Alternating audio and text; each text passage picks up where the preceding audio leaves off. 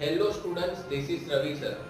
હવે જેટલા પણ સાયન્સના સ્ટુડન્ટ હશે તો તમે લોકો તમારી લેબમાં, કદાચ તમે લોકો તમારી કેમેસ્ટ્રી લેબમાં ગયા હોય તો એક લેબમાં તમે આવી રીતની બોટલ જોઈ હશે. બહુ બધી બોટલો હોય છે, આવી રીતની બોટલ હોય છે.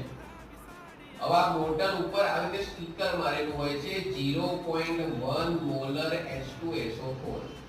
હવે H2SO4 તો આપણને ખબર છે, પણ 0.1 મોલર H2SO4 આપણે કઈ રીતે બનાવીશું? તેના માટે મસ્તનું સૂત્ર છે મોલારિટીનું. મોલારિટી બરાબર 1000 ગુણ્યા દ્રાવ્યનું વજન આપણે લઈશું ગ્રામમાં ભાગ્યા દ્રાવ્યનો અણુભાર લઈશું ગુણ્યા લઈશું દ્રાવણનું કદ ml માં. હવે તમારે જેટલા પણ મોલર સોલ્યુશન બનાવવું હોય, કારણ મોલારિટીની જગ્યાએ આપણે એની વેલ્યુ મૂકી દઈશું અને આ સૂત્રનો ઉપયોગ કરીને આપણે કોઈ પણ સોલ્યુશન ગમે તે મોલારિટીમાં બનાવી શકીએ.